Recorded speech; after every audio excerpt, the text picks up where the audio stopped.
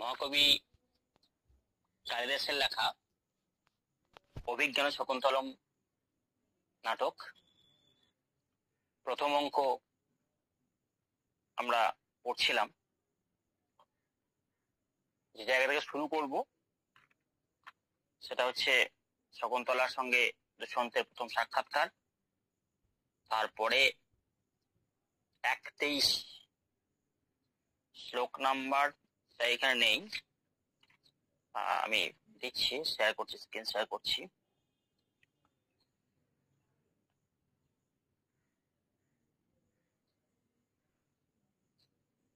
দেখা যাচ্ছে? হ্যালো, হ্যাঁ স্যার, দেখা যাচ্ছে। আচ্ছা, শকুন্তলার পূর্বরাগের বর্ণনা সেখান থেকে আমরা শুরু করব। তার আগে আমি দুটি কথা বলি। আসলে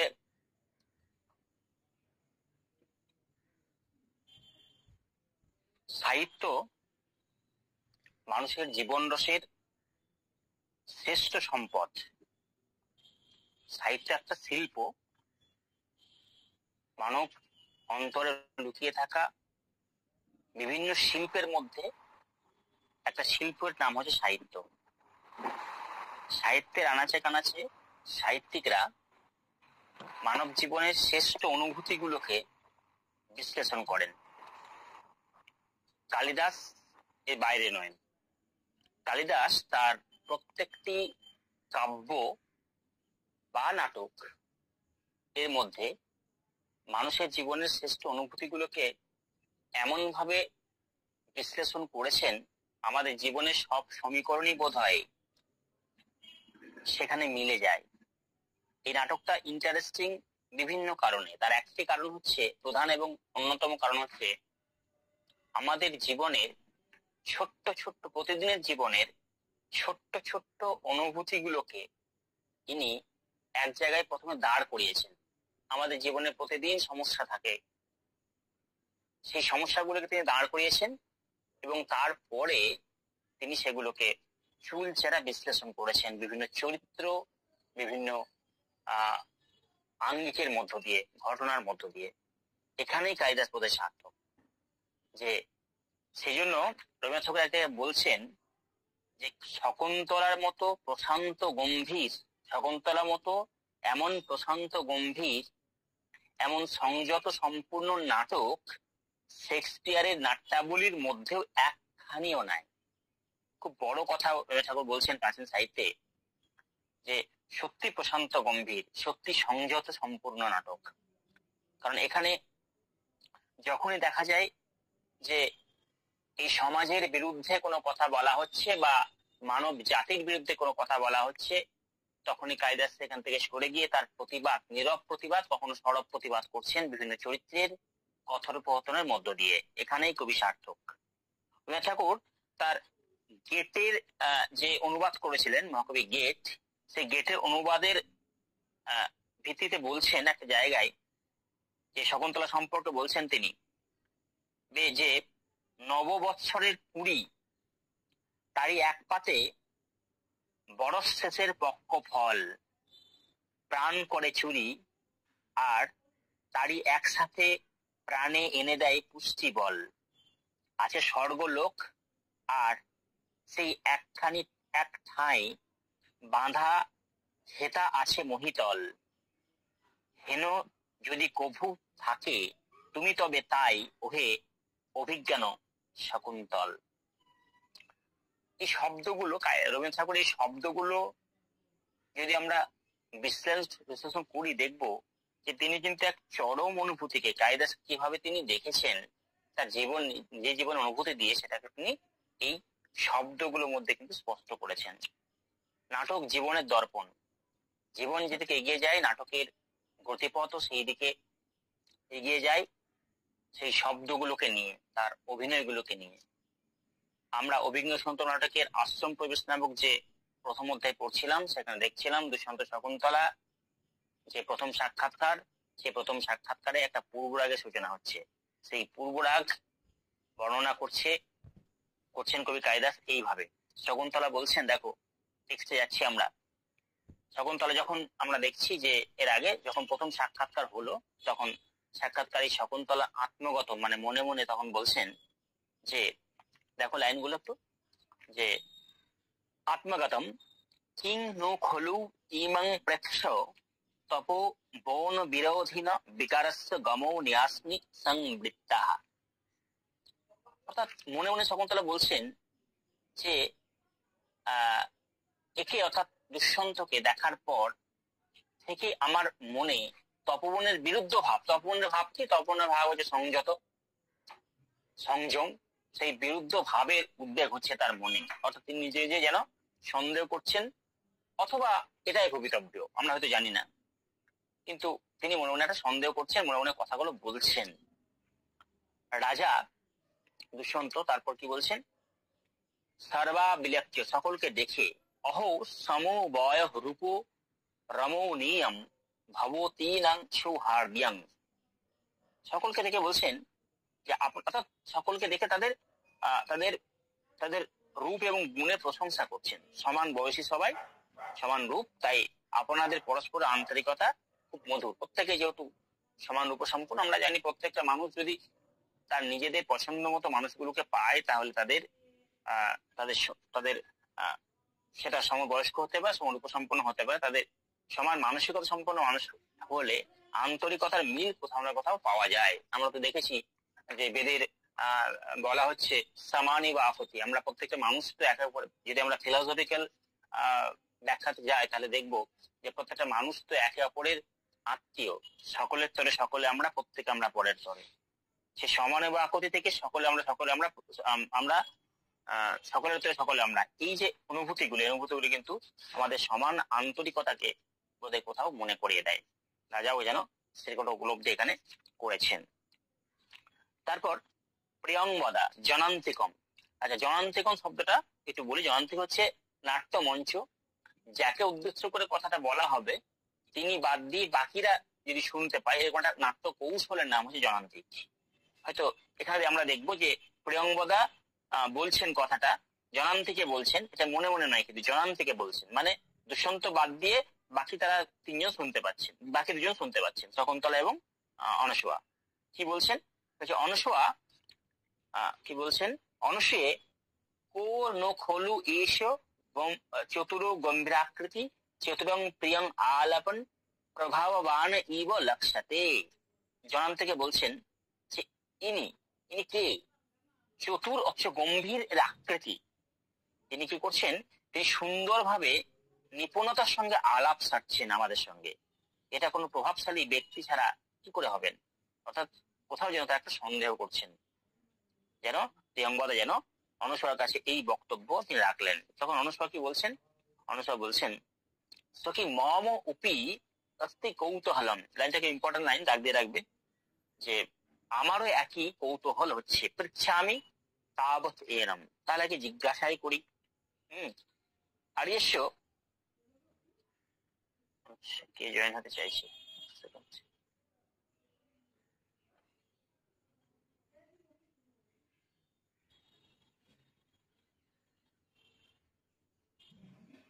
স্ক্রিন দেখা যাচ্ছে গো? আচ্ছা, হ্যাঁ স্যার। তাহলে এই জায়গাটা দাগ দিয়ে, হ্যাঁ, সখী মম অপি অস্তি কৌতূহলম, অর্থাৎ আমারও একই কৌতূহল হচ্ছে, একে জিজ্ঞাসা করি। আর্যস্য মধুরালাপ জনিত বিশ্রম্ভ মম মন্ত্রস্তে কথম আর্যেন রাজর্ষি বংশ অলঙ্কৃত। খুব সুন্দর শব্দ। ওই যে বলা আছে না উপমা কায়দাস, কায়দাসকে উপমা প্রয়োগের জন্য বিখ্যাত বলা হয়, বা কিংবদন্তি তিনি যেন উপমা প্রয়োগে। তো এইভাবে একটা মানে আজকে দেখো, আজকে একটা জিনিস হচ্ছে যে শব্দ দিয়ে এই পৃথিবীতে অনেক কিছু করা যায়। শব্দই ব্রহ্ম। কাউকে একটা শব্দ তুমি বললে তার রিয়াকশন কিরকম হবে, আর সেই শব্দটাকে অন্যভাবে বললে সেই রিয়াকশন কিভাবে হবে, সেটা আমরা নিজেরা ঠিক করতে পারি। সুতরাং শব্দ, সাহিত্য আমাদের কি শেখায়? সাহিত্য শুধু আমাদেরকে কতগুলো গল্প নিতে কত শেখায় না, শব্দকে ব্রহ্মের পর্যায়ে, শব্দকে ব্রহ্মের জায়গায়, শব্দ যে ব্রহ্ম হতে পারে, শব্দ যে ঈশ্বর হতে পারে, সেই জায়গায় কিন্তু সাহিত্য আমাদেরকে নিয়ে যায়। প্রত্যেকটা সাহিত্যিক যে শব্দ প্রয়োগ করে খুব সচেতন ভাবে এবং যার মধ্যে কখনো ব্যঞ্জনা, কখনো লক্ষণা, কখনো অভিধা হয়তো থাকে, কিন্তু সেই ব্যঞ্জনা, লক্ষণ, অভিধার ঊর্ধ্বে উঠে শব্দ আমাদেরকে ব্রহ্মত্বে নিয়ে যায়। কারণ শব্দই কিন্তু, শব্দের দ্বারাই পৃথিবীতে সবকিছু সম্ভব। একটা শব্দের জন্য মানুষের রিয়াকশন বিভিন্ন ভাবে বিভিন্ন রকম হতে পারে। কালিদাস কিন্তু এখানে যে শব্দগুলো খুব চতুরতার সঙ্গে, খুব সুকৌশলের সঙ্গে প্রয়োগ করেছেন, সেগুলো কিন্তু আমাদের ভাই কি বলছেন এখানে অনস্বর মুখ দিয়ে কালিদাস বলেছেন, কথম আর্যেন রাজর্ষি বংশ অলঙ্ক্রিয়াতে। আপনি কোন রাজর্ষি বংশ বা এই আর্যের আর কি, আর্য সম্বোধন করছেন তাকে, অর্থাৎ আপনি কোন রাজর্ষি বংশ অলঙ্কার, খেয়াল করেন তো বলতে পারছেন আপনি কোথায় আপনার বাস, এরকম না বলে কি বলছেন, আপনি কোন রাজর্ষি বংশের অলঙ্কার। তারপর বলছেন কথমঃ বা বিরহ পর্যৎ সুকয়নঃ কৃতঃ দেশ কিং নিমিত্তং বা সুকুমারতরো অপি তপু বন পরিশ্রমস্ব আত্মা পদম উপনীতঃ। কোন দেশের লোককে আপনি বিরহে রেখে এখানে এসেছেন।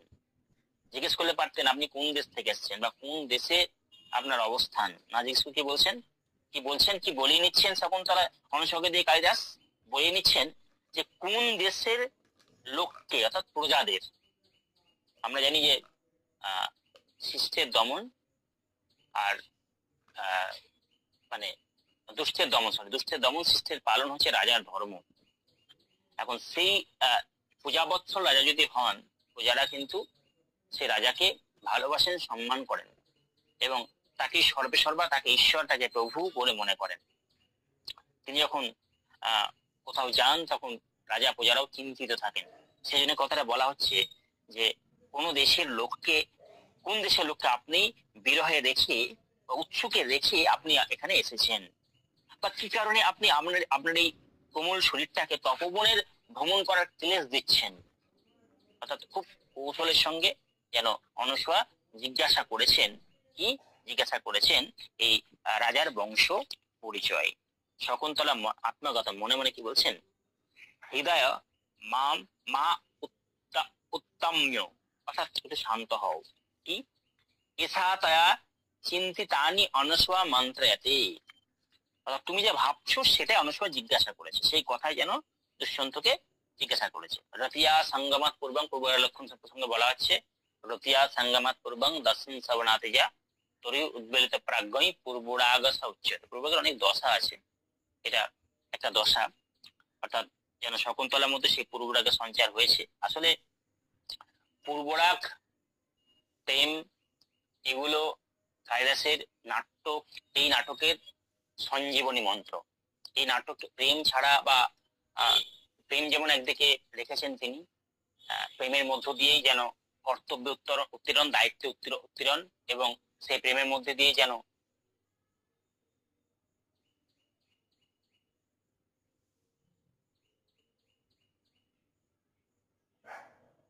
সর্বশ্রেষ্ঠ, যদি আমি প্রেম এবং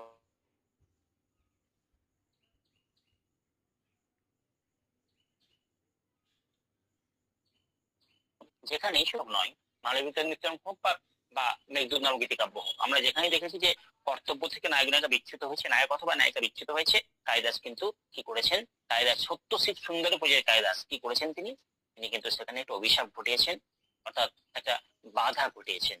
কারণ সমাজের বাইরে কিন্তু নয়, love is the part of life, not the whole life.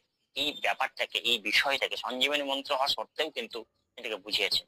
যাই হোক, সেই সঞ্জীবনী মন্ত্র এবং সেই প্রেমের পূর্বরাগ তিনি এখানে দেখিয়েছেন। মনে মনে তখন বলছেন শকুন্তলা যে হৃদয় উদ্বেল হয়েও না, তুমি যে জিজ্ঞাসা করছো সেটাই ভাবছে। রাজা তখন মনে মনে বলছেন যে আমি কি বলছেন, রাজা তখন আত্মকথা মনে মনে বলছেন কি, কথম ইদানিম আত্মানাং নিবেদয়ামি। ইম্পর্টেন্ট লাইন, দাগ দিয়ে রাখো। আমি কিভাবে এখন এদেরকে নিবেদন করি বা নিজেকে নিবেদন করি এদের কাছে। কথং বা আত্মাপহরং করমি, কি করে বা আত্মগোপন করি, আমার পরিচয়টাকে আত্মগোপন কি করেই বা করি। তিনি নিজের পরিচয় এখানে দিতে চাইছেন না তাদের কাছে, তাই তিনি বলছেন আমি কি করে করি। ভবতু এবং তাবতেনং ব্রাক্ষ্যে, তাহলে এইভাবে বলি। তারপর প্রকাশ্যে তিনি বলছেন ভবতী, তার দিয়ে লাইনটা, ভবতি ইয়া পৌরবেনা, এটা প্রকাশ পতাকা স্থানে জায়গাটা। ভবতি ইয়া পৌরবেনা রাজ্ঞা সমাজে নিযুক্ত সহম অহম বিঘ্না ক্রিয় উপলম্ভায় ধর্মান্যম ইদম আয়াতঃ। অর্থাৎ কি বলা হচ্ছে, কিভাবে এদের কাছে আমি পরিচয়টা দিই। প্রকাশ্যে বলছেন যে পুরুবংশের রাজা যাকে ধর্মরক্ষার জন্য নিযুক্ত করেছিলেন, প্রকাশ্যে বলা হচ্ছে। দেখো এখানে কিন্তু বোধহয় সেটা ব্যঞ্জনা লুকিয়ে আছে। হ্যাঁ, সেই আমি মুনিদের যাগযজ্ঞ নির্বিঘ্নে চলছে কিনা দেখার জন্য এখানে এসেছি, তপবনে এসেছি। তার মানে এখানেও কিন্তু একটা ব্যঞ্জনার মধ্য দিয়ে, একটা উপমার মধ্য দিয়ে কিন্তু কালিদাস দুষ্যন্ত। আচ্ছা, এখানে একটা কথা আমি বলে রাখি, আচ্ছা যদি আমরা কালিদাসকে এক জায়গায় রাখছি, দুষ্যন্তকে এক জায়গায় রাখছি, আচ্ছা শোনা যাচ্ছে? প্রত্যেকে শুনতে পাচ্ছ? হ্যাঁ স্যার। রাখছি আমরা আলাদা জায়গায় হয়তো বা, কিন্তু আমরা কি ভাবতে পারি না দুষ্যন্তই কালিদাস? আমরা অনেক জায়গায় দেখব যে কালিদাসের জীবনের কাহিনীকে যদি একটা জায়গায় রাখি, আর যদি এই দুষ্যন্তের কাহিনীকে বা দুষ্যন্তের অনুভূতি গুলিকে যদি একটা জায়গায় আমরা রাখি, দেখবো অনেক জায়গায় কিন্তু মিল খুঁজে পাওয়া যাচ্ছে। আমরা কি ভাবতে পারি না একবারের জন্য কালিদাস তার নিজের জীবনের কাহিনীকে হয়তোবা এই শকুন্তলায় নায়ক রূপে নিজে বর্ণনা করেছেন? হয়তো কালিদাস নিজেই হয়তোবা দুষ্যন্ত, জিজ্ঞাসা চিহ্ন থেকেই যায় অবভিয়াসলি, কারণ মহাপুরুষের জীবনী নিয়ে তো চিরদিনই জল্পনা কল্পনা অন্ত থাকে না। আবার তিনি যদি যুগান্তরিত হন, সেই কল্পনা যে কোথায় পাখা মেলে উড়ে যায় সেটা আমাদের বোধ বুদ্ধির বাইরে। সুতরাং আমরা জিজ্ঞাসা চিহ্ন আমাদেরকে রাখতেই হবে। আমরা আমাদের অনুভূতি গুলোকে সান্ত্বনা দেওয়ার জন্য, আমাদের নিজেদের অনুভূতি গুলোকে কোথাও যেন মিলিয়ে নেওয়ার জন্য আমরা কখনো কখনো ভেবে নিতেই পারি হয়তোবা হতেও পারে বলে দুষ্যন্তই হয়তোবা কালিদাস। তাহলে তিনি প্রকাশ্যে পরিচয় না দিয়ে তিনি এইভাবে পরিচয়টা দিলেন। তারপর কি? তারপর অনুসভা কি বলছেন?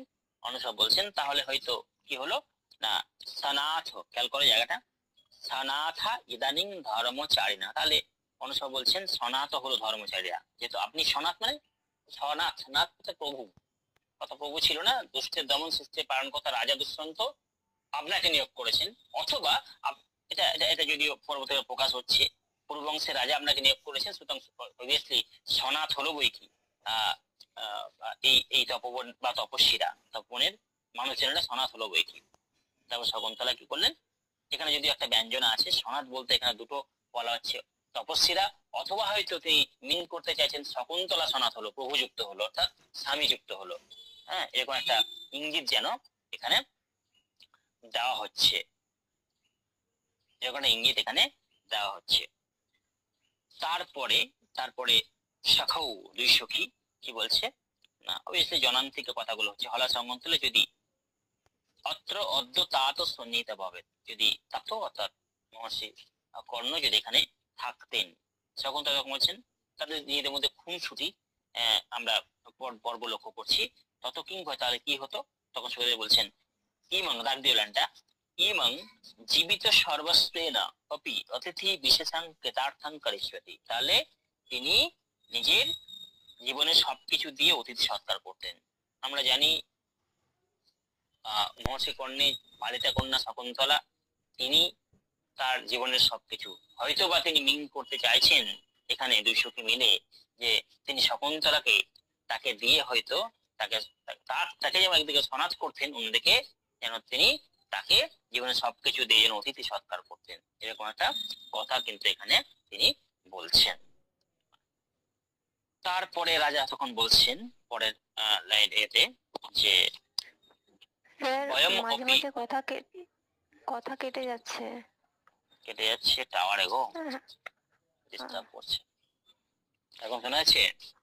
হ্যাঁ এখন শোনা যাচ্ছে। তো তারপর রাজা কি বলছেন? রাজা বলছেন যে বয়মপি তাবৎ ভবত্য সখীগতং কিঞ্চিৎ ইচ্ছাম, মানে আপনার এই সখীদের সম্পর্কে কিছু একটা জানার আছে। শকুন্তলা জীবন বৃত্তান্ত পরে এরপরে বর্ণনা করা হচ্ছে। আচ্ছা, তখন সখীরা বলছেন আর্য অনুগ্রহ ইব ইমাং অভ্যর্থনা, আপনার এই অনুগ্রহ তো আমাদের অভ্যর্থনা, আমাদের সৌভাগ্যের। তাই তখন বলছেন কাশ্যপ ভগবান ভগবান কাশ্যপ শাশ্বতে ব্রহ্মণি স্থিত ইতি প্রকাশः। অর্থাৎ ভগবান কাশ্যপ কর্ণ তো চিরকাল ব্রহ্মচর্য পালন করেছেন, তাহলে এটা সকলেই জানে, তাহলে আপনাদের এই সখী তার কন্যা, এটা কি করে সম্ভব? অনুসাধক বলছেন শ্রেণতু আর্য, আপনি শুনুন, শ্রেণতু আর্য জায়গার ডাক দেবে, অস্তি কপি কৌশিক ইতি গোত্র নামধেয় মহাপ্রভব রাজর্ষি। মানে তিনি বলছেন কৌশিক গোত্রীয় বা কৌশিক নামে প্রভাবশালী রাজর্ষির নাম সবাই শুনেছে, এটা সবাই জানে, প্রসিদ্ধ রাজা অস্তিশীয়তে এটা শোনা যায়। অনুসাধক তখন বলছেন তম আবয় আমাদের প্রিয় সখ্যা প্রভবম অবগচ্ছ। অবগচ্ছ, দেখো শব্দগুলো খেয়াল করো।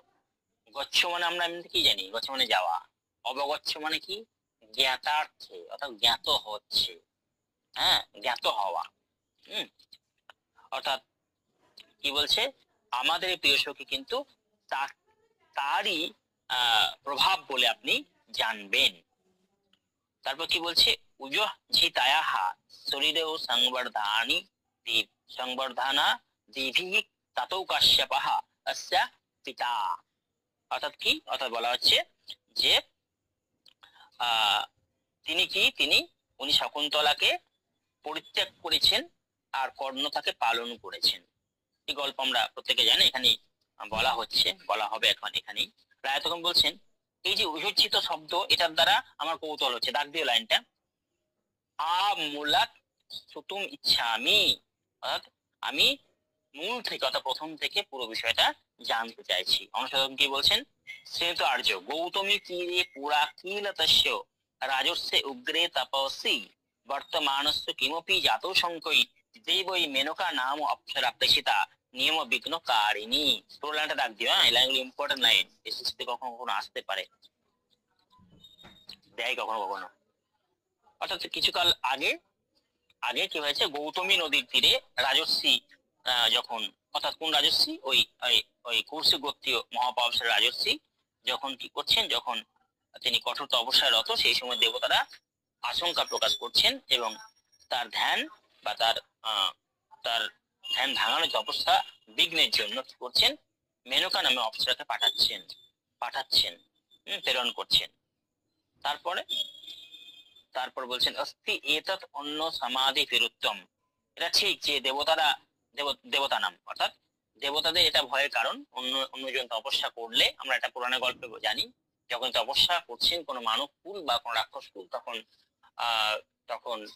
তার দেবতারা তারা এত হয়ে কি করছেন, যদি তারা তার জায়গা দখল করে, সেইভাবে তারা তপস্যা গ্রহণ করার জন্য বিভিন্ন রকম কৌশল অবলম্বন করেছেন। এখানেও এটা শোনা গেছে, এটা জানা আছে।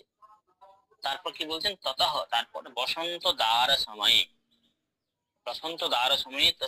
তস্যাঃ উন্মাদিত্রী রূপং প্রেক্ষ। অর্থাৎ বসন্তকাল উপস্থিত হলে এটুকু বলতে থেমে গেলেন।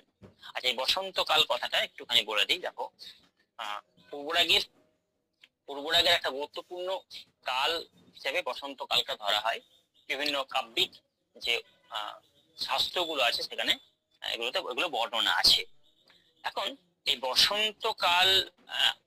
বসন্তকালের মর্মার্থ, একটা দার্শনিক মর্মার্থ আছে।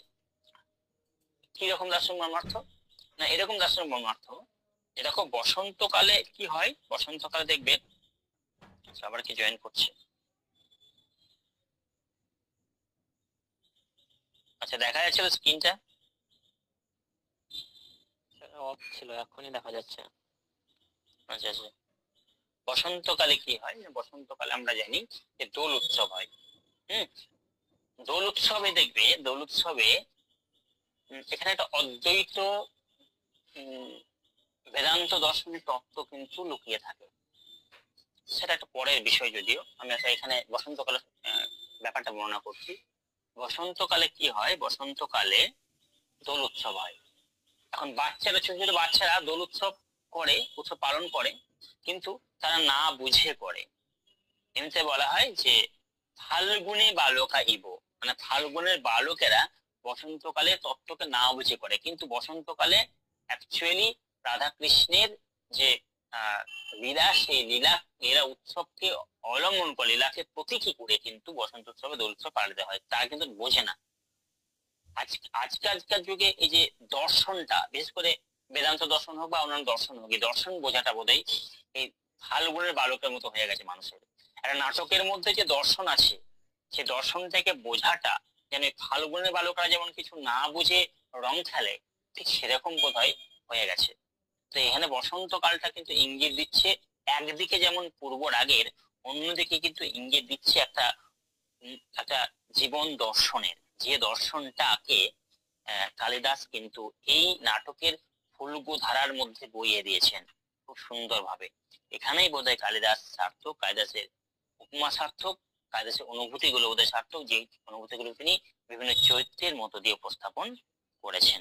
তাই তখন কি বলছেন, পরস্তাৎ অজ্ঞাত এব, অর্থাৎ এরপরে বাকিটা জ্ঞাতে এব, পরস্তাৎ জ্ঞাতে এব, এরপর বাকিটা বোঝাই যাচ্ছে, আমরা দেখতে পাচ্ছি। সেইভাবে জয়েন করলে তো হবে না, ডিস্টার্ব হচ্ছে তো। আচ্ছা, তারপরে বয়ে যাচ্ছে, তারপর রাজা প্রশংসা করছেন বিখ্যাত একটা শ্লোক, মানুষ শিশু কথং বা সদস্য রূপস্য সম্ভব না প্রভাতরলং জ্যোতি বসে। এসব শুনে তিনি কি বলছেন, বিখ্যাত উক্তিটা যে বিদ্যুতের ছটা তো মাটি থেকে ওঠে না, মানবীতে এরকম রূপ কখনোই সম্ভব নয়। অর্থাৎ এটা উপমা, কিন্তু বিশাল বড় উপমা। অর্থাৎ বিদ্যুতের ছটা অবভিয়াসলি আকাশ থেকে ওঠে, সেটা মাটি থেকে কখনো উঠতে পারে না, এটা অসম্ভব, এটা অসম্ভব। আমাদের দর্শনে তিনটে দোষ আছে, অতিব্যাপ্তি, অব্যাপ্তি আর অসম্ভব। এটা বোধহয় সে অসম্ভব দোষের মধ্যে পড়ছে। এটা কাব্যিক খাতিরে হয়তো বর্ণনা করছেন তিনি, কিন্তু এটা অসম্ভব দোষ। বিদ্যুতের ছটা যেমন মাটি থেকে ওঠে না, সেটা আকাশ থেকেই জন্ম হয় তার, এবং সেগুলো বাতাসে মিলিয়ে যায়। ঠিক সেরকম মানবীতে বোধহয় এরকম সম্ভব নয়, সেটা অপ্সরা সম্ভব, যত অপ্সরা যত হলেই সম্ভব, সেটা বোধহয় এখানে মিলে গেল। সেই জন্য তিনি বলছেন যে মানুষ শিশু কথং বা সদস্য রূপ সম্ভব না প্রভাতরলং জ্যোতিরুদিতি বসুধা তলাৎ। এরপরে আমরা দেখতে পাচ্ছি রাজা আশ্বস্ত হচ্ছেন এবং একটা প্রচ্ছন্ন প্রস্তাব তিনি দিচ্ছেন শকুন্তলাকে। কি বলছেন রাজা, আত্মগতম লব্ধা অবকাশ লব্ধাবকাশ, লব্ধ অবকাশ লব্ধাবকাশ মে মনোরথ। তাহলে আমার মনোবাসনা পূরণ হওয়ার, অভিলাষ পূরণ হওয়ার সুযোগ একটা আছে। কিন্তু সখ্যা পরিহাস, পরিহাস উদাহৃতং অবার প্রার্থনং শ্রুত্বা ধৃতৌ দৈধি ভাবকাতরং মে মনঃ। কিন্তু সখী প্রিয়ংবদা পরিহাস চলে যে বর প্রার্থনার কথা বলেছে, তা শুনে মন আমার একটু আকুল বা বিকুল হচ্ছে। তারপর কি বললেন, প্রিয়ংবদা বলছেন সস্মিতাং শাকুন্তলাং বিলক্ষ নায়কাভিমুখী ভত্বা। অর্থাৎ নায়কের, এখানে আমরা অনুসভা প্রিয়ংবদার সঙ্গে প্রিয়ংবদা এবং শকুন্তলার দুই সখী এবং শকুন্তলার আমরা কিছুটা খুনসুটি লক্ষ্য করছি। বলা হচ্ছে যে তিনি শকুন্তলার দিকে নায়কের অভিমুখ হয়ে বলছেন যে পুনরপি বক্তকাম, এবার যে আপনি কি আরো কিছু বলতে চাইছেন, নায়ককে বলছেন তিনি। তখন শকুন্তলা তার তার আঙুল তুলে তাকে ভয় দেখাচ্ছেন এবং তারপর বলছেন সম্যক উপলক্ষিতং ভবত্যা। বন্ধ হয়ে যাচ্ছে বারবার না। অর্থাৎ এই ব্যাপারে আপনি ঠিকই বলেছেন যে সাধুজনের বৃত্তান্ত, অর্থাৎ সাধুজন হিসেবে বর্ণনা করেন শকুন্তলাকে। বৃত্তান্ত শোনার পর লোকবশত আমার আরো কিছু জিজ্ঞাসা করতে ইচ্ছা করছে। একটা প্রচ্ছন্ন প্রস্তাব যেন শকুন্তলাকে দিতে চাইছেন তার দুই সখীর মাধ্যমে এই তিনি, এবং তিনি বলছেন যে অলং বিচার্য অনিয়ন্ত্রিতানুরাগ তপস্বিনী নামাহা। অর্থাৎ এই ব্যাপারে আমরা দ্বিধার কোনো প্রয়োজন নেই, আপনি নির্দ্বিধায় জিজ্ঞাসা করতে পারেন। তখন সেই সুপ্রচ্ছন্ন প্রস্তাবটা বলা হচ্ছে এভাবে, বৈখানসং কিম অনয়া ব্রতমা প্রদানাৎ ব্যাপার রোধি মদনস্য নিষেবিতব্যম অন্ততমেব সদ্য সংলক্ষ বল্লভাবি অহো নিবর্তস্যতি সমং হরিণাঙ্গভিঃ। খুব সুন্দর একটা উক্তি এবং খুব সুন্দর একটা উপমা, খুব সুন্দর একটা অনুপ্রাসের মধ্য দিয়ে যেন মানে বর্ণনা করা হচ্ছে। কি বর্ণনা করছেন, বলছেন যে বিবাহ না অবধি এই সখী অর্থাৎ শকুন্তলা তপবনের বিরোধী যে কাম ভাব, সেটা তিনি পালন করবেন। সরি, তপনের কাম ভাব বিরোধী সরি উল্টোটা, কাম ভাব বিরোধী ব্রহ্মচর্য যে ভাব, যেটা যেটা যেটা একটা আশ্রমের প্রাণ, সংযত, সংযম, ব্রহ্মচর্য ব্রত পালন, এগুলো একটা আশ্রমের প্রাণ। তিনি বিবাহ না পর্যন্ত কি সেই কামবিরোধী এই ভাবগুলো পালন করবেন, নাকি নাকি যে হরিণীদের সঙ্গে বাস করছেন, বাস করে তাদের আহ তাদের সঙ্গে বন্ধুত্ব করেছেন বলে তাদের সঙ্গে চিরকাল, অর্থাৎ হরিণীদের সঙ্গে চিরকাল কাটাবেন। অর্থাৎ তিনি যেন এখানে একটা অনুপ্রাসের মধ্য দিয়ে একটা একটা চরম প্রস্তাবকে, একটা প্রচ্ছন্ন প্রস্তাবকে, প্রেম প্রস্তাবকে তিনি উপস্থাপন করলেন এখানে।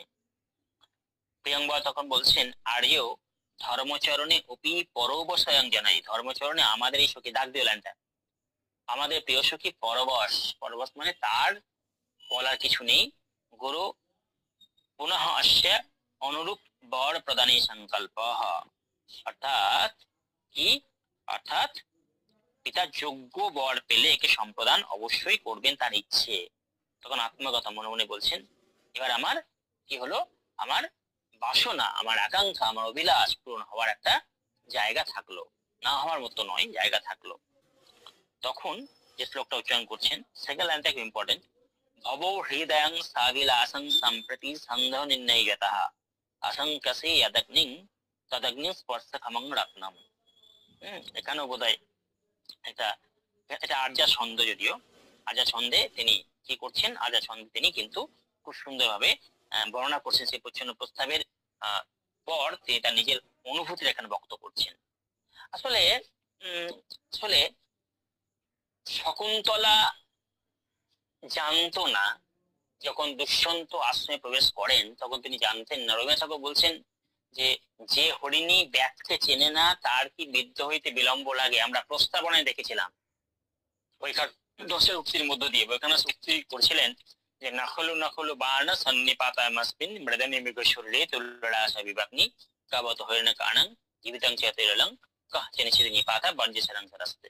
অর্থাৎ আমরা সেখানে লক্ষ্য করেছিলাম কোথাও যেন কালিদাস শকুন্তলার কামবিদ্ধ হওয়ার ঘটনাটাকে আগাম বুঝতে পেরে পাঠকদেরকে, দর্শকদেরকে প্রস্তুত করিয়ে দিয়েছিলেন। এই প্রচ্ছন্ন প্রস্তাব বোধহয় তারই ফল। এই প্রচ্ছন্ন প্রস্তাবের মধ্য দিয়ে যেন হরিণনয়না শকুন্তলাকে, যে হরিণনয়না শকুন্তলাকে কালিদাস বর্ণনা করছেন, সরি রবীন্দ্রনাথ ঠাকুর বর্ণনা করছেন, কবিগুরু বর্ণনা করছেন, যে যে হরিণী ব্যাগকে চেনে না তাহার কি বিদ্ধ হইতে বিলম্ব লাগে, না বিলম্ব লাগে না। হয়তো তিনি ব্যাগকে চেনে না, যে ব্যাগ রূপী দুষ্যন্তকে চেনেন না তিনি, তাই তার প্রচ্ছন্ন প্রস্তাবও যেন কোথাও তার হৃদয়ে একটা বিদ্যুতের মতো খেলা করে যায়। তাই তো কালিদাস এখানে আর্যা ছন্দে বর্ণনা করছেন তার রাজার যে অবস্থা, সেটাকে যেন একদম পুরো কানায় কানায় পূর্ণ হয়েছে। অর্থাৎ তুমি হৃদয়, তুমি এবারে শকুন্তলাকে পেতে কামনা করতে পারো, তার কারণ হচ্ছে এখন সমস্ত সন্দেহের অবসান হয়ে গেছে, সমস্ত সন্দেহ আর নেই। অর্থাৎ তিনি বিবাহযোগ্য হতে পারেন, তিনি অপ্সরা সন্তান সম্ভবা, তিনি তাকে পেতে আমার কোনো অসুবিধা নেই। তুমি তখন যাকে আগুন বলে ভাবছিলে তা আসলে স্পর্শযোগ্য রত্ন। অবভিয়াসলি আগুন বলে ভাবা হচ্ছিল, কারণ আগুন এই কারণেই যে তপব্রত পালনকারী যারা রমণী, তাদেরকে বিবাহ করতে তিনি পারতেন না। কিন্তু এখন তার জন্ম পরিচয় তিনি জানার পরে তাকে স্পর্শযোগ্য রত্ন বলে মনে করছেন। লাইনটা খুব ইম্পর্টেন্ট। আশঙ্কাসে যদগ্নিং তদগ্নি স্পর্শকামং রত্নম। তারপর শকুন্তলা বলছেন, অনুসূয়ে গমিষ্যামি অহম কিং নিমিত্তম। তাদের নিজেদের মধ্যে কোন ছুটি হচ্ছে এখানে এই জায়গাটাতে, এবং তারপর বলছেন ইমাং অসম্বন্ধ প্রলাপেনিং প্রিয়াংবাদাং আর্যই গৌতমী নিবেদয়িষ্যাম। চতুর্থ বিভক্তি হয়েছে এখানে, অর্থাৎ আমি প্রিয়াংবদার যা খুশি আবল তাবল এখানে বকছি আমাকে, এই সম্বন্ধে আমি গৌতমের কাছে নালিশ করে আসবো।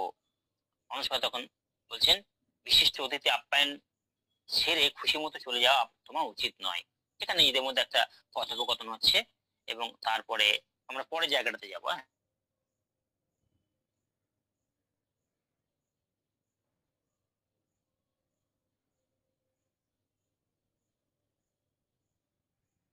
ঠিক আছে।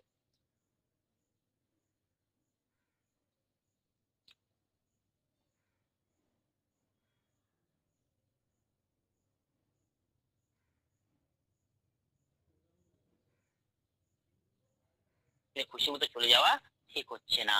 শকুন্তলা তখন ফিরে চলতে শুরু করলেন। গৃহীত ইচ্ছন নিগৃহ্য আত্মানন আত্মঘাতম, যেন তাকে আটকানোর চেষ্টা করছেন, পরক্ষণে তার ভদ্রতাবস্থা তাকে বাধা দিচ্ছে। সেই ভদ্রতাবস্থা বাধার জন্য তিনি উল্লেখ করছে, দেখো একটা শ্লোক, যে অনুয়াস্যান মুনি তনয়ং সহসা বিনয়েন বাড়িতে প্রসাবাহা, বাড়িতে প্রসারাহা। তারপর কি, স্থানাত অনুচ্ছ,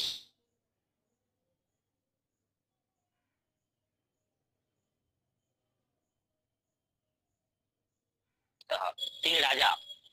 এখন কালিদাস, মহাকবি কালিদাস এই নাটকের মধ্যে তিনি সত্য শিব সুন্দরের পূজারী। এই নাটকের মধ্যে প্রত্যেকটি চরিত্রকে এমন ভাবে নির্মাণ করেছেন, প্রত্যেকটি চরিত্র যেন আমাদের জীবনের এক একটা অনুভূতি। একটা পরিপূর্ণ মানুষের মধ্যে সম্মান সেরকম থাকবে, তার দায়িত্ব কর্তব্য সমাজের প্রতি, নিজের প্রতি, পরিবারের প্রতি, অথবা এই গোটা সভ্যতার প্রতি। একজন রাজা যদি বারবার এভাবে কলঙ্কিত হন, তিনি যেন শকুন্তলাকে পেতে চাইছেন, তার মনটা যেন এক জায়গাতে আটকে আছে। অথচ একজন রাজার তো এটা শুধু কর্তব্য নয়,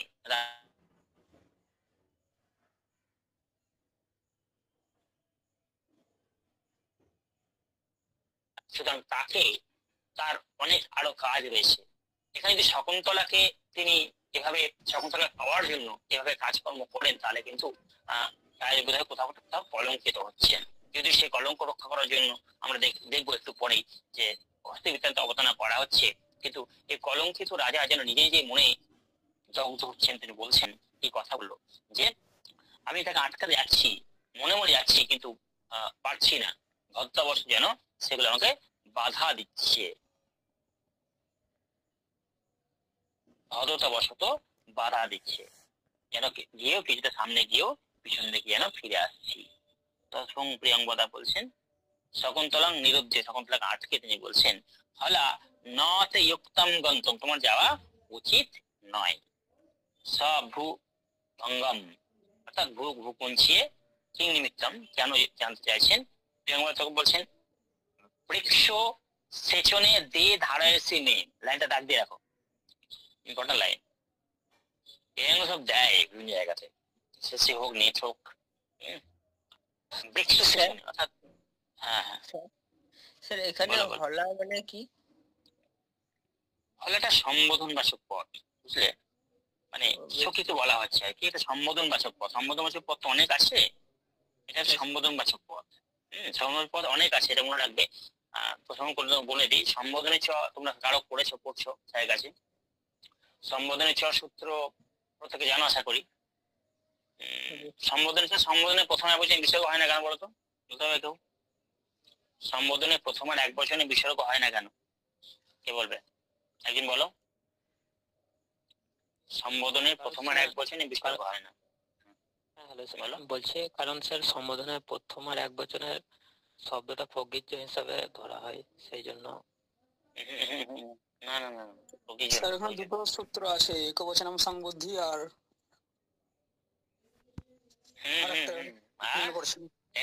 সংবুদ্ধি। অ্যাকচুয়ালি সম্বোধনের প্রথমে এক বচনে বিসর্গ ছিল, বিসর্গটা একটা সংজ্ঞা প্রাপ্ত হয়, কি সেটা? একবচনম সম্বুদ্ধি সূত্রানুসারে সম্বুদ্ধির ওই ওই বিসর্গটা কি হয়, বিভক্তিটা কি হয়, সম্বুদ্ধি সংজ্ঞা হয়। আর ঠিক তার পরে একটা সূত্র আছে এংহাসা সংবুদ্ধে, তার দ্বারা সম্বুদ্ধির ওইটা লোভ হয়, বিসর্গটা লোভ হয়। সেই জন্য এই দুটো সূত্রের দ্বারা ওটা ওরকম না, এংহাসা সম্বুদ্ধে ওটাই মানে এ হয়, গুণ হয় মনে হয়, ওটা লোভ হয় না, লোভ হয় সম্বুদ্ধি সংজ্ঞা হয়, তারপর হল ন্যাব্য দীর্ঘাৎ শ্রুতিসি অপৃক্তং হল, অপৃক্ত সংজ্ঞা হয় দিয়ে সেটা লোভ হয়, হল ন্যাব্য দীর্ঘাৎ এই সূত্র অনুসারে। এংহাসা লোভ হয় না, না এংহাসা সংবুদ্ধি লোভ হয় না, না এঙ্গো হর্ষান্ত, এগন্তিয়াত হর্ষান্ত অঙ্গাত, ওটা গুণ হয়। আচ্ছা, এটা গুণ হয়, গুণের পরে লোপের ওই সূত্র ওটা লোভ হয়, লোভটা। হল ন্যাব্য দীর্ঘাৎ শ্রুতিসি অপৃক্তং হল। আচ্ছা আচ্ছা আচ্ছা আচ্ছা, আমার এটা জানা ছিল না, যাই হোক ঠিক আছে। তো এটা লোভ হয়। এই সম্বোধন বাচক শব্দ তো অনেক আছে, যেমন ওয়ে, ভো, ঠিক আছে, হে, একটা শব্দ আছে এটা, ঠিক আছে, আরো অনেক শব্দ আছে, তুমি দেখবে, তোমরা ইয়েতে আছে দেখবে, নারায়ণ চন্দ্র গোস্বামী যে কারকের বইটা আছে না, নারায়ণ চন্দ্র গোস্বামী কারকের বই আছে, সেখানে দেখবে দেওয়া আছে ট্যাট পজিটিভ সন্তোষ ট্যাট, এটাও কোথাও কোথাও ব্যবহার করা হয় সম্বোধনবাচক সম্বোধন এং হর্ষণ বাচক পদ হিসেবে। সম্বুদ্ধটাও লোপ হয় হর্ষন্ত অঙ্গের লোপ হবে ওটা। আর আমি যেটা বললাম শ্রুতিসি অপ্যুত্তম হল, ওটা সেই অন্য একটা লোপ হবে সম্বুদ্ধের। অন্য লোপ হবে, এটাই জানতাম। যাই হোক, তো ওই প্যাট পাট ভো ওহে এগুলো কিন্তু সম্বোধনের শব্দ। কায়দাস এখানে একটু ডিফারেন্স ভাবে এখানে ব্যবহার করেছেন এইভাবে এগুলো, ঠিক আছে। তো তারপর বলছেন যে যে দুবার তুমি আমরা যে দেখেছি শকুন্তলা দশন্ত এবং অনুষ্কা যখন আসছেন পর মানে তারা প্রবেশ করছেন তিন সখী, তখন তারা বৃক্ষে জল সেচন করতে করতে আসছেন। এই যে ব্যাপারটা, এই ব্যাপারটাতে তিনি একটা সূত্র ধরিয়ে দিলেন এখানে প্রিয়ঙ্বদা শকুন্তলা, যে তোমার দুবার জল দেওয়া ধার আছে আমার কাছে। রাজা তখন বলছেন ভদ্রে বৃক্ষ সেচনা দিয়ে পরিশ্রান্তার পরিশ্রান্তাম অত্র ভবতিং রক্ষয়ে যথা হাস্যা। এলে শ্লোকটাও একটুখানি মাথায় রাখবে। এখানে বলা হচ্ছে যে, আমি পড়ছি না, এটাকে বলা হচ্ছে যে শকুন্তলার একটা অবস্থার বর্ণনা, শকুন্তলার একটা একসঙ্গে রূপের বর্ণনা এবং একসঙ্গে তার কষ্টের বর্ণনাটাকে এখানে বর্ণনা করা হচ্ছে। পরের শ্লোকে চলে যাচ্ছে। পরের শ্লোকটা খুব পরের জায়গাটা খুব ইম্পর্টেন্ট। জায়গাটা হচ্ছে যেমন একটা আংটির ঘটনা এখানে আসে, অর্থাৎ আংটির কথা, যে আংটিটা আমরা দেখবো তখন তিনি রাজা তখন তাকে নিজের আংটিটা খুলে দিয়ে তাকে ধার মুক্ত করতে যাবেন, ঋণ মুক্ত করতে যাবেন, তখন আংটিটা দেখছেন উভয়ে কি করছেন, নাম দেখছেন। তারা দুজনে, অর্থাৎ অনুষ্কা প্রিয়ঙ্বদা, তারা দুজনে নামটা দেখে ফেলছেন আংটিটার, এবং নাম দেখার পরে তারা আশ্চর্য হচ্ছেন কিছুটা, তারপর কিছুটা তিনি তারপর কিছুটা হালকা করছেন বিষয়টাকে। তিনি কি হালকা করছেন এভাবে যে অলম আসমান অন্যথা সম্রাপ, আপনারা আমাকে অন্য কিছু ভাববেন না। রাজ্য পরিগ্রহ অয়মিতি রাজপুরুষ মাম অবকাশ্যতঃ, মানে আমাকে আপনারা অন্য কিছু রাজ কর্মচারী হিসাবেই ভাববেন। এই আংটি আমি তার কাছ থেকে পেয়েছি, অর্থাৎ তার কাছ থেকে পাওয়া। এখানে তিনি বর্ণনা করেছেন রাজা আমাকে নিযুক্ত করেছেন, দুরকম অর্থে হতে পারে। সেখানে দেখাচ্ছেন কালিদাস এভাবে যে আমার পিতা রাজা, আমি দুষ্যন্ত, আমাকে নিযুক্ত করেছেন, অথবা রাজা পূর্ববংশের রাজা আমাকে নিযুক্ত করেছেন, এরকম অর্থে কিন্তু হতে পারে। তো তারপর শকুন্তলা তারপর প্রিয়ঙ্বদা কি বলছেন, তেনহি নাহার্তি এদং অঙ্গুলিয়াকম অঙ্গুলি বেকম, আপনার এই অঙ্গুলি, আপনার কথাতেই আমরা তাকে ঋণমুক্ত করলাম। আপনার আংটি যেহেতু আপনি আপনার পূর্বসূরীদের কাছ থেকে পেয়েছেন, সেটা দেওয়া বা আংটিটা খুলে দেওয়া উচিত নয়, আপনার কথাতেই আমরা ঋণমুক্ত করলাম। তারপর শকুন্তলা আত্মকথা মনে মনে, যদি আত্মনাম প্রবেশে তাহলে কি হলো, এবার তুমি যেতে পারো। তখন শকুন্তলা বলছেন আমি যদি নিজে এখান থেকে চলে যেতে পারতাম, মানে একটা যেন নেগেটিভ ভাব, তার মধ্যে দিয়ে একটা পজিটিভ ভাবকে তিনি উল্লেখ করছেন।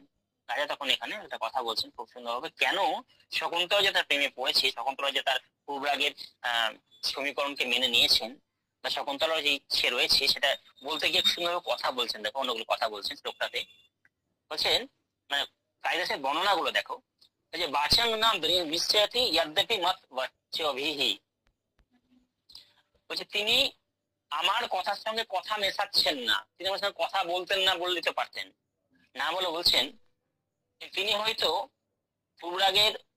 তিনিও পূর্বরাগে পড়েছেন শকুন্তলাও, সেটা বলতে গিয়ে কালিদাস রাজার মুখ দিয়ে কথাটা বলিয়ে নিচ্ছেন এইভাবে যে বাচং না মিশ্রেতি যদ্যপি মত বাচভিহি कर्णं ददाति अभिमुखं मयि भासमाने कामं न तिष्ठति मदनान सम्मुखीना पृष्ठम অন্য বিষয়া নত দৃষ্টিরস্যা। কি বলছেন কে, অর্থাৎ শকুন্তলা, দুষ্যন্ত বলছেন শকুন্তলা আমার সঙ্গে তার কথা মেশাচ্ছেন না। তারপর কি কথা মেশাচ্ছেন, অর্থাৎ সাক্ষাৎ কথা বলছেন না। এটাকে অন্যভাবে উপমা ছেলে বললেন কালিদাস, যে আমার কথার সঙ্গে সে তার নিজের কথা মেশাচ্ছেন না, মানে শকুন্তলা মেশাচ্ছেন না। তথাপি যখন কথা বলছি আমি, তখন কি হচ্ছে, মই ভাসমানে দদাতি অভিমুখং কারণাং, তখন কিন্তু খুব সুন্দরভাবে সাগ্রহে সেগুলো কথাগুলো তিনি শুনছেন। তারপর কি কামং না তিষ্ঠতি মদনান সম্মুখীনা, অর্থাৎ এটা সত্যি যে ইনি আমার মুখের দিকে বেশিক্ষণ তাকাচ্ছেন না, কিন্তু অন্যদিকেও তার বৈষ্ণব অন্য বিষয়া নত দৃষ্টি আসছে, অন্যদিকেও দৃষ্টি থাকছে না, যেন পূর্বরাগের অন্য একটি প্রাণ ভোমরা রূপে এই উক্তি থেকে বর্ণনা করা হচ্ছে। তারপরে হস্তি বৃত্তান্ত শ্লোক আমি পড়ছি না। তারপরে আমরা একটু আগে বললাম যে একজন নায়ক বা নায়িকা, আসলে আমি প্রথমে একটা কথা বলেছিলাম যে মহাকবি কালিদাস এই নাটকে জীবনের অনুভূতিগুলোকে ব্যক্ত করেছেন। একটা পরিপূর্ণ জীবনে সুখ যেমন থাকে, দুঃখও থাকে, সরলরেখায় চলে না। জীবন যদি গোলাপের মতো হয়, সেই গোলাপে অবশ্যই কাঁটা থাকবে, কাঁটা ছাড়া সম্ভব নয়। এই যে যেন এই নাটকের দুটো পার্ট আছে, দুর্বাসা অভিশাপের পূর্ব পাঠ এবং পর পাঠ। এই দুর্বাসা অভিশাপের পূর্ব পাঠটা যেন পূর্ব মেঘদূতের পূর্ব মেঘ, আর শকুন্তলার উত্তর মেঘ যেন এই তার পরবর্তী পাঠটা, তার দুর্বাসা অভিশাপের পরবর্তী পাঠটা। এই পূর্ব মেঘ উত্তর মেঘ যেন মিলেমিশে একাকার হয়ে গেছে এই কালিদাসের সপ্তম অঙ্কে গিয়ে। অর্থাৎ কিন্তু পার্থক্য একটাই, পার্থক্যটা হচ্ছে প্রথম দিকে যে তিনটি অঙ্কে যে দুষ্যন্ত শকুন্তলাকে আমরা দেখবো, নায়ক দেখবো, সেই দুষ্যন্ত শকুন্তলাকে সম্পূর্ণরূপে নিজেদের নিয়ে ব্যস্ত থাকা দুজন নায়ক নায়িকা, এখানে কিন্তু সমাজের ক্ষতি। এবং শুধু তাই নয়, যেন রাজা তার রাজার কর্তব্য থেকে বিচ্যুত হয়েছেন।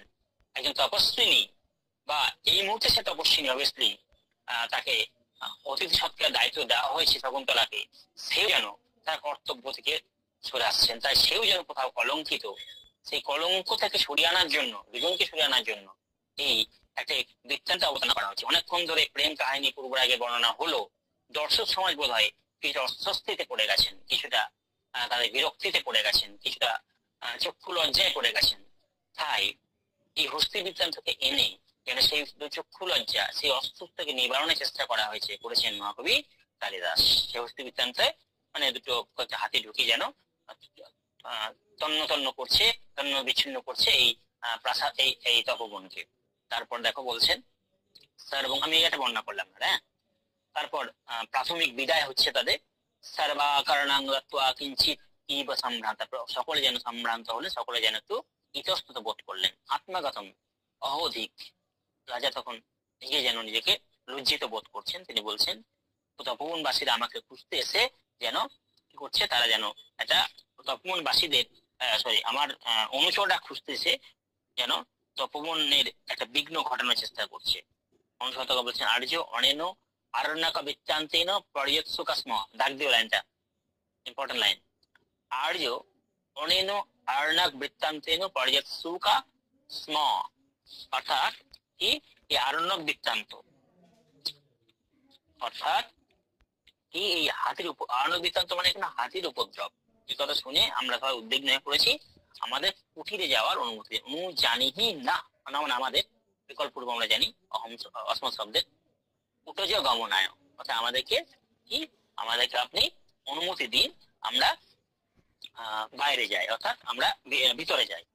রাজা তখন একটু ইতস্তত হয়ে সসম্ভ্রমম গচ্ছন্তু ভবত্য, আপনারা যান, অবশ্যই আপনারা চলুন। আমিও দেখি কি বয়ম অপি আস্তামপীরা যথা না ভবতি তথা প্রয়তিষ্যা মহে, দেখি আমিও যদি আপনাদের অসুবিধায় কিছুটা লাঘব করতে পারি। সকলে উঠলেন, সর্বে উত্তিষ্ঠন্তি। সখ উদ্দেশ্য কি বলছেন, আর্য অসম্ভবিতা অতিথি সৎকারঃ ভূয় অপি প্রক্ষণ নিমিত্তং লজ্জামহে আর্যং বিজ্ঞাপয়িতুম, অর্থাৎ কি, অর্থাৎ আর্য অতিথি আপ্যায়ন আপনার করা হয়নি, আপনাকে পুনরায় আমাদেরকে আসার জন্য অনুরোধ করতে লজ্জা পাচ্ছি। তখন রাজা অদ্ভুতবশত তাদেরকে বলছেন যে আপনাদের দর্শনে নেব ভবতিনাম পুরস্কৃত অস্মি, আমরা আপনাদের দর্শনেই যেন আমি কৃতার্থ বোধ করেছি। তারপর শকুন্তলার কি করছে, শকুন্তলা তখন বলছেন অনুসূয়াকে উদ্দেশ্য করে বলছেন, অনুসূয়ে অভিনব কুশসচ্চা পরীক্ষাতং মে চরণাম, মানে নতুন গজানো কুশের ডগা আমার যেন পায়ে বিঁধেছে। কুরবক শাখা পরি লগ্নং চ বালকলম, ডাক দিয়ে বলেন পুরবক শাখা পরি লগ্নং চ বালকলম, অর্থাৎ আমার বলকল যেন পূর্বকের শাখায় আটকে গেছে। তাবৎ প্রতিপালয়তম মাম যাবৎ এতৎ মোক্ষ্যামি, অর্থাৎ আমাকে এই দুটি থেকে রক্ষা করো। যেন ইচ্ছে করে দেরি করার ছল, তাই তিনি দাঁড়িয়ে গেলেন। রাজানম অবলোকয়ন্তি সব্যাজ বিলম্ব্য সহ সতীভ্যাম নিষ্কাম। তারপর রাজাকে দেখতে দেখতে তিনি চলে গেলেন। এবার রাজার অনুভূতি। রাজা তখন কি, মন্দোৎসুকস্মি নগর গমনম প্রতি, আমার আর যেন উৎসাহ নেই নগরে ফিরে যাওয়ার, হস্তিনাপুরে ফিরে যাওয়ার উৎসাহ যেন আমার মধ্যে আর নেই। এখন কি না, তাবৎ অনুযাত্রীনাং সমত্যীয় নাতি দূরে তপবনস্য নিবেশে ইয়ম, অর্থাৎ আমি এখন কিছুদিন এখানে তপনে অনুচরদের সঙ্গে থাকি এবং শকুন্তলা ব্যাপারে একটু নিজের মনটাকে আর আমি নিবৃত্ত করতে পারছি না। বিখ্যাত উক্তি। গাচ্ছাতি পুরহ, কেন যুক্তি দিচ্ছেন তার এবং তার সান্ত্বনা করার চেষ্টা করছেন তিনি। গাচ্ছাতি পুরহ শরীরং ধাবতি পশ্চাৎ সংস্থং চেতঃ চিনান সুখমেব এতঃ প্রতিপদং নিয়মানস্য। বাতাসের প্রতিকূলে পতাকার কাপড়ের মতো আমার দেহ সামনে দিকে যাচ্ছে আর মন যেন পিছন দিকে টানছে। অর্থাৎ আমরা দেখতে পাচ্ছি এই প্রথম যে অঙ্ক আশ্রম প্রবেশ, এই প্রথম আশ্রম প্রবেশ অঙ্কে যেন কালিদাস দুষ্যন্ত শকুন্তলার পূর্বরাগের অনুভূতি গুলোকে মিলিয়ে দিতে গিয়ে, পূর্বরাগের সমীকরণটাকে মিলিয়ে দিতে গিয়ে একটু কোথাও যেন রাজাকে কখনো কখনো শকুন্তলাকে যেন কলঙ্কিত করেছেন। কিন্তু এই কলঙ্ক তো বইতে পারে না, এই কলঙ্ক তো থাকতে পারে না। এই যে হস্তি বৃত্তান্ত, অথবা আমরা দেখলাম এই হস্তি বৃত্তান্ত বোধ হয় একটা বড় সড়ো দুর্ঘটনা ইঙ্গিত দিচ্ছে। কারণ কালিদাস আমাদেরকে বুঝিয়েছেন, হে দর্শকুল, হস্তি বৃত্তান্ত কখন হলো, যখন দুষ্যন্ত শকুন্তলা সমাজ ভুলে তারা নিজেদের নিয়ে ব্যস্ত থাকলো, নিজেদেরকে কলঙ্কিত করলো, ঠিক তখনই। যখন আরো ভাবে তারা কলঙ্কিত করবে সমাজকে, দ্বিতীয় এবং তৃতীয় অংশ আমরা দেখবো সেটা, তখনই চতুর্থ অংশ কিন্তু দুর্বাসা অভিশাপ, অর্থাৎ অভিশাপটাকে খেতেই হবে। তার একটা প্রাইমারি ইঙ্গিত যেন, পূর্ব ইঙ্গিত যেন মহাকবি কালিদাস আমাদেরকে এখানে দিয়ে দিয়েছেন। আসলে কালিদাস একদিকে যেমন সত্যশিব সুন্দরের পূজারী, অন্যদিকে তিনি একজন মানব চেতা। আমরা প্রেমিক দুষ্যন্তকে যেমন দেখছি, অন্যদিকে তো তিনি রাজা দুষ্যন্ত, কিন্তু সর্বোপরি সবকিছু ঊর্ধ্বে তিনি মানব ধর্মী একজন মানুষ, অর্থাৎ মানুষ, একজন রক্ত মাংসের মানুষ, যে মানুষটাকে তিনি বর্ণনা করেছেন মানুষের মতো করেই। এখানেই বোধ হয় এই মহাকবি কালিদাস এই নাটকটি সার্থক। এই নাটকটির পুঙ্খানুপুঙ্খ বর্ণনা চন্দ্রনাথ বসু একটা জায়গায় করছেন খুব সুন্দরভাবে। তার শকুন্তলা তত্ত্ব বলে একটা বই আছে, যদি পারো বইটা পড়ো, খুব ভালো বই। মানে এই শকুন্তলা পড়তে গেলে দুটো বই খুব ইম্পর্টেন্ট পড়াটা বলে আমার মনে হয় ব্যক্তিগত ভাবে। এক হচ্ছে শকুন্তলা তত্ত্ব, চন্দ্রনাথ বসুর লেখা একটা সমালোচনামূলক বই, বাংলায় লেখা চন্দ্রনাথ বসুর, আর এই রবীন্দ্রনাথের প্রাচীন সাহিত্য, দুটো পড়তেই হবে। আমি জাস্ট এই একটা জায়গা পড়ে একটু শেষ করছি। চন্দ্রনাথ বসু এক জায়গায় বলছেন যে এই জড়তাময় পৃথিবী এবং এই দিব্যালোকপূর্ণ স্বর্গ, যিনি এই জড়তাময় পৃথিবী চরণে দলিত করতে পারেন, এই দিব্যালোকপূর্ণ স্বর্গ তাহারই। তিনি এই দিব্যালোকপূর্ণ স্বর্গের নির্মাণ কর্তা। যিনি এই জড়তাপূর্ণ পৃথিবীর প্রতি আত্মাময় পুরুষের ন্যায় ব্যবহার করতে পারেন, তিনি এই পৃথিবীতে স্বর্গ স্থাপন করেন। প্রকৃতি ও পুরুষ পরস্পর স্বাধীন, কিন্তু যিনি প্রকৃতিকে পুরুষের শাসনাধীন করতে পারেন, তিনি প্রকৃত পুরুষ। দুষ্যন্ত প্রকৃত পুরুষ বলিয়া পৃথিবীকে স্বর্গে পরিণত করিলেন। খেয়াল করো কথাটা, দুষ্যন্ত প্রকৃত পুরুষ বলিয়ায় পৃথিবীকে স্বর্গে পরিণত করিলেন। মহাকবি কালিদাস তাহার বিশাল চিত্রপটে এই আশ্চর্য পরিণতি আঁকিয়া দেখিয়াছেন। সে চিত্রের বিস্তার পৃথিবী হইতে স্বর্গ পর্যন্ত, যে চিত্রে গ্রিক নাটকের আকারগত সৌন্দর্য, জার্মান নাটকের প্রণালীগত আধ্যাত্মিকতা, ইংরেজি নাটকের কার্যগত জীবন্ত ভাব পূর্ণ মাত্রায় পরিলক্ষিত হয়। সেই সৌন্দর্যপূর্ণ ভাবগম্ভীর গ্রহ রহস্যব্যঞ্জক মহাপথের নাম অভিজ্ঞান শকুন্তলম। এর থেকে বড় কথা, এর থেকে বড় মানে তত্ত্ব আর কি হতে পারে? সুতরাং এই নাটক একদিকে যেমন একজন গৃহস্থকে, প্রকৃত গৃহস্থী তৈরি করে, একজন প্রেমিক প্রেমিকাকে বসনে পরিধেশ্বরের মতো অনুভূতিতে পৌঁছে দেয়, সেই নাটক কখনো একটি নাটক হয়ে থাকতে পারে না, একটি জীবন দর্শনের রূপ নেয়। এখানেই বোধ হয় কালিদাস সার্থক, কালিদাসের অভিজ্ঞান শকুন্তলম নাটকও সার্থক হয়ে ওঠে। ঠিক আছে, এটুকু শেষ করলাম আজকে। বলো, কার কোনো প্রশ্ন থাকলে বলো। স্যার